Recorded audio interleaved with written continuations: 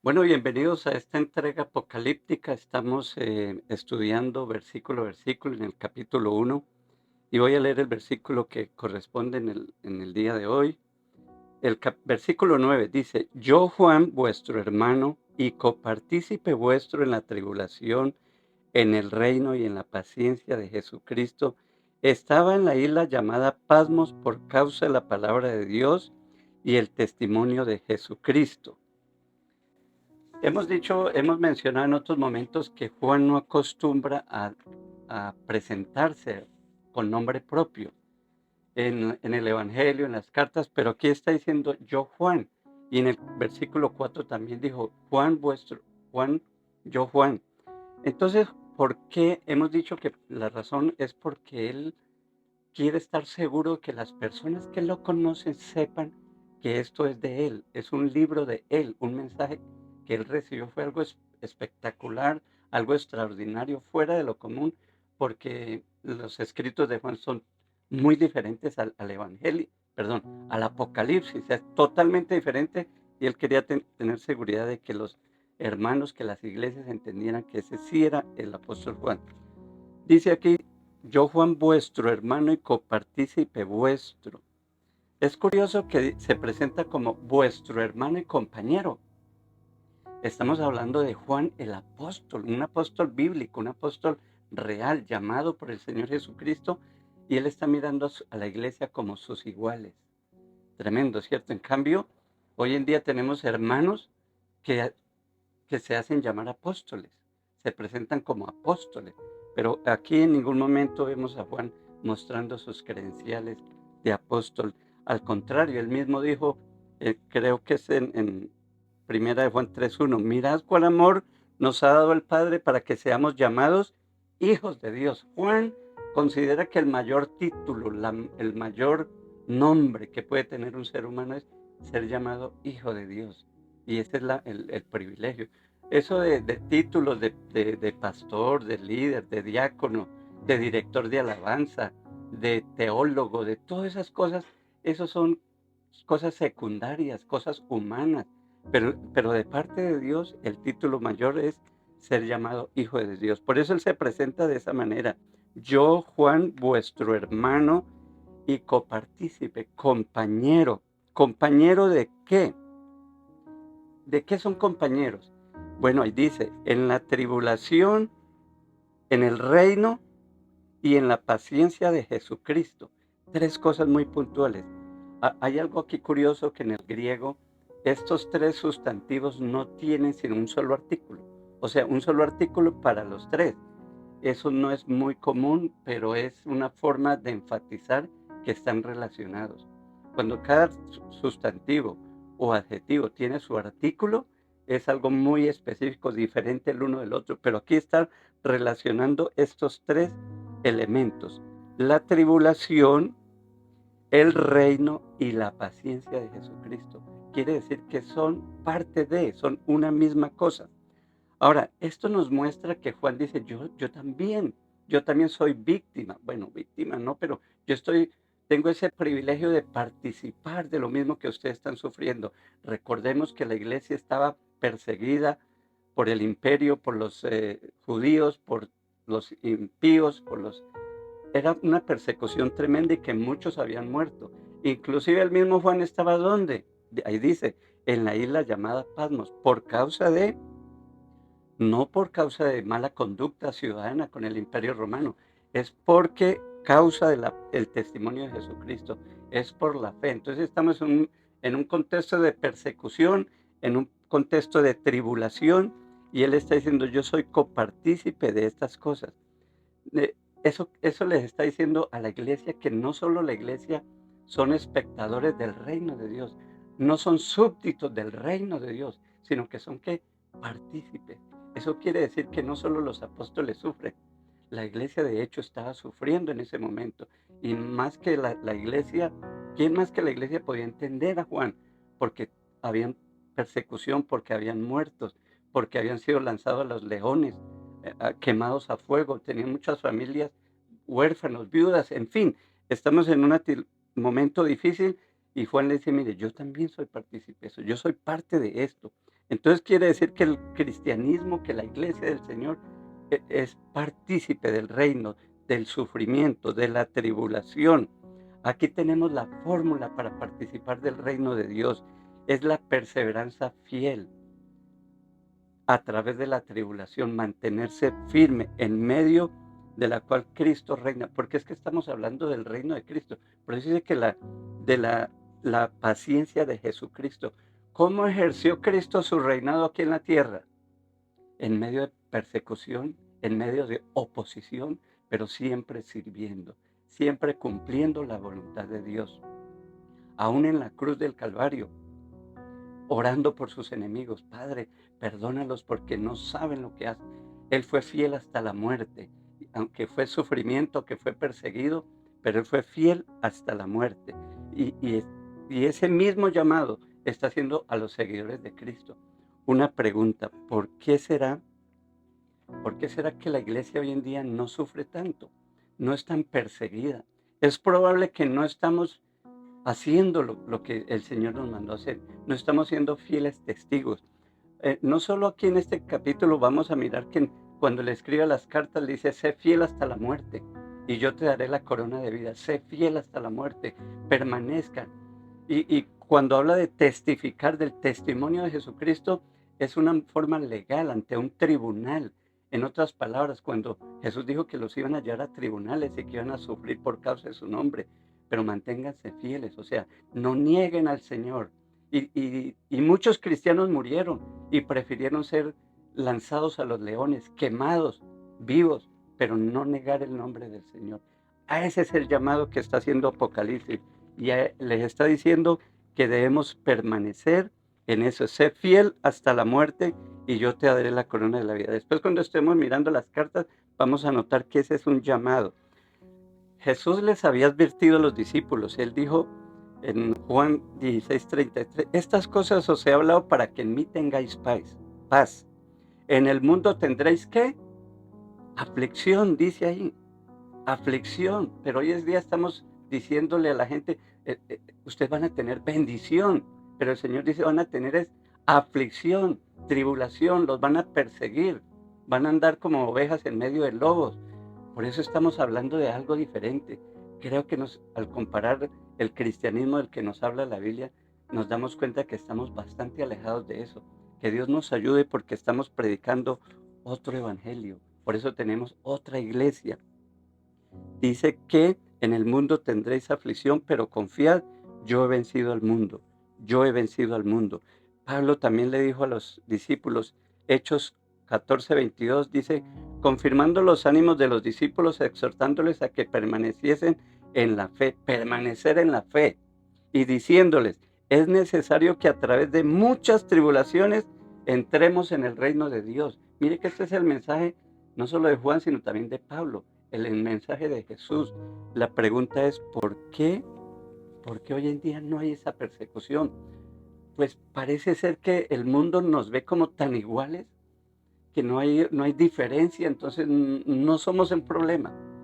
No, se quebrantan las normas de Dios, el reino de Dios, las leyes de Dios, y nosotros nos quedamos callados. La gente no habla de Cristo por no tener problemas con los compañeros de la universidad, del trabajo, con los vecinos. No hablamos de Cristo para no incomodar y preferimos quedarnos callados y así no estamos impactando. Pero Juan dice, yo soy copartícipe de la tribulación en el reino en la paciencia de Jesucristo.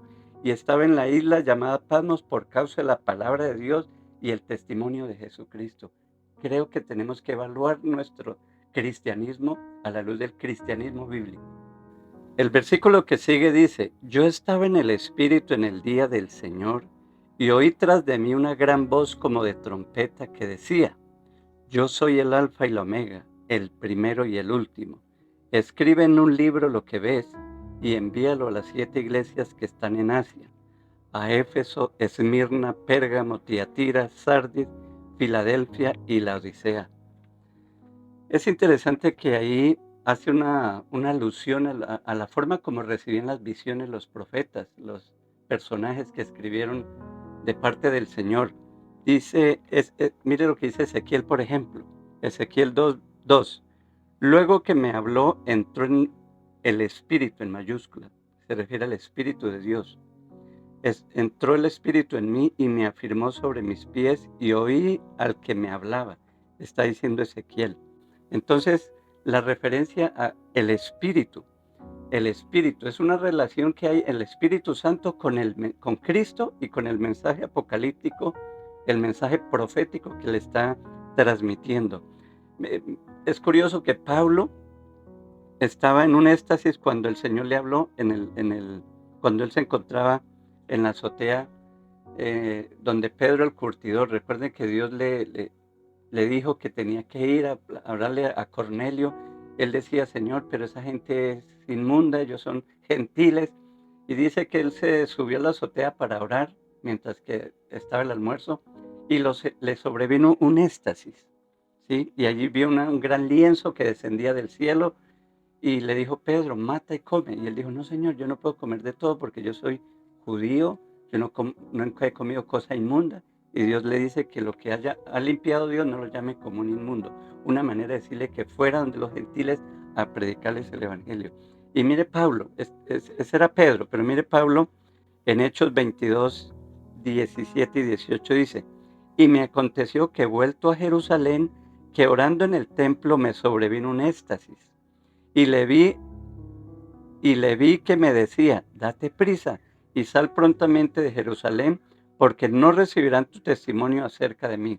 Bueno, entonces tenemos que tanto el apóstol Pedro como Pablo tuvieron un éxtasis cuando Dios les habló, pero aquí Juan está bien despierto, está en sus facultades completamente consciente, no fue un sueño, sino que estaba muy consciente en el día del Señor. Entonces, la expresión en Apocalipsis, yo estaba en el Espíritu, ¿qué quiere decir eso? Bueno, mira que aquí mismo en Apocalipsis también hace varias referencias a lo mismo, capítulo 4, versículo 1. Después de esto miré y aquí una puerta abierta en el cielo, y la primera voz que oí, como de trompeta, hablaba conmigo, dijo, sube acá y yo te mostraré las cosas que sucederán después de esta. Y al instante yo estaba en el Espíritu otra vez. Y he aquí un trono establecido en el cielo y en el trono uno sentado. Capítulo 17, versículo 3. Y me llevó en el Espíritu al desierto y vi una mujer sentada sobre una bestia escarlata llena de nombres de blasfemia que tenía 7 cabezas y 7 cuernos. Y el capítulo 21, versículo 10. Y me llevó en el Espíritu, otra vez, en el Espíritu. Es la misma expresión griega que utiliza en el capítulo 1. Dice, me llevó en el Espíritu a un monte grande y alto y me mostró la gran ciudad santa de Jerusalén que descendía del cielo de Dios. Entonces, estos pasajes, ¿qué están mostrando? Que no, hay una estrecha relación entre Jesús, el Espíritu Santo y la revelación, el contenido del libro que le están dando en ese momento a Juan. Entonces, básicamente es eso. El texto sigue diciendo, estaba en el día del Señor. ¿A qué se refiere? Bueno, según los historiadores, por ejemplo, Eusebio, la Didache y otros escritos de los primeros siglos, dan a entender que finalizando el primer siglo, los cristianos empezaron a llamar el primer día de la semana el día del Señor. Pero en el libro de los Hechos dice el primer día de la semana. Es más, los evangelios también dicen que siendo muy temprano el primer día de la semana, las mujeres fueron al sepulcro, refiriéndose al día que nació, en que resucitó Jesucristo. Entonces, pero lo comenzaron a llamar el primer día de la semana, el primer día, pero ya después lo comienzan a llamar el día del Señor. Pero en los griegos de ese momento tenían un nombre para ese día. Dice Gemera Curiaque, Gemera Curiaque. Gemera es día y Curiaque es del Curios del Señor. Entonces los griegos también entendían que el domingo era un día del Señor. No el Señor el mismo Señor que nosotros conocemos, pero esa es la idea. Entonces el día del Señor se refiere al domingo. Recordemos que Pablo habla de la cena del Señor. Cuando os reunís, cuando se reunían, el primer día de la semana, o sea, el día del Señor, para celebrar que la cena del Señor también. Entonces, esa es como una referencia Quizás el apóstol Juan era domingo, día de congregarse, día de reunirse, y él estaba solo en la isla. Quizás, bueno, esto es especulación porque no hay un texto bíblico, no hay un respaldo, nada, pero como era su costumbre de estar con la iglesia en adoración, en alabanza, en reflexión de la palabra, en la lectura de la ley, las oraciones, yo me imagino que él estaba en ese momento así, era ese día. Y fue cuando el Señor viene a traerle esta visión. Qué bonito. Dice el día del Señor, dice, sigue diciendo el texto, oí tras de mí una gran voz como de trompeta, una voz como de trompeta, no una trompeta, sino como de, es una comparación. Ahora, esto es una alusión a la forma cuando Dios habló en el Sinaí. Mire, por ejemplo, Éxodo 18, 19, 18. Todo el monte Sinaí humeaba porque Jehová había descendido sobre él en fuego, y el humo subía como humo de un horno, y todo el monte se estremecía en gran manera. El sonido de la bocina iba aumentando en extremo. Moisés hablaba y Dios le respondía con voz que tronante, con voz tronante. Entonces es una referencia a la trompeta. ¿Por qué se usa la trompeta? Bueno, recordemos que celebran las fiestas de las trompetas, recordemos que la trompeta era un instrumento para alertar, llamar a la guerra, en fin. ¿Por qué el sonido de trompeta? Bueno, es una alerta, hay que estar pendiente para que escuche el mensaje, es llamar la atención sobre el contenido del mensaje que viene a continuación. Esa es como la idea. Y por último dice el versículo, el Señor le dice, escribe en un libro lo que ves, escribe. En un libro, bueno, Reina Valera dice libro, pero ya hemos hablado de que era un rollo, porque eran pergaminos en que se escribía, era un rollo, escribe. Ahora, qué interesante que, igual que Moisés, igual que a los profetas, Dios les dice, escriba, escriba. Hermanos, Dios no quiere que sus palabras queden volando, un voz a voz, como el teléfono roto, que sea solo oral. ¿Por qué? Porque se pierde, se distorsiona el mensaje. El Señor le dice, Juan, usted debe escribir, usted debe escribir. Entonces, entendemos que Juan va mirando lo que ve y lo que oye y lo va plasmando ahí en la isla de Patmos donde se encuentra. Escribe en un libro lo que ves. Mire, por ejemplo, en Éxodo 17:14, Jehová dijo a Moisés, escribe esto para memoria en un libro y di a Josué que raeré del todo la memoria de Amalek de debajo del cielo.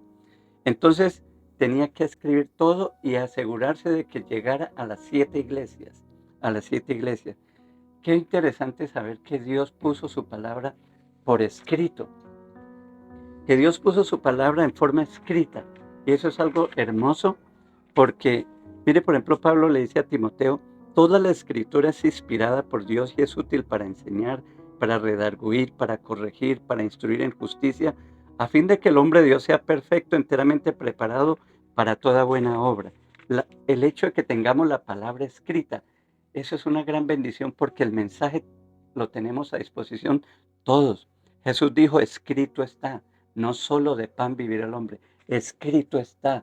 El Señor le da valor a lo que está escrito y nos lo ha entregado así. Por eso es importante nosotros escudriñarlo, escudriñarlo. Eh, Dice, el cielo y la tierra pasará, pero mis palabras no pasarán. Sécase la hierba, marchítase la flor, mas la palabra de Dios permanece para siempre. Gracias al Señor que Apocalipsis lo tenemos todos en forma escrita y podemos estudiarlo y meditarlo. Continuamos en otro video. Que el Señor les bendiga.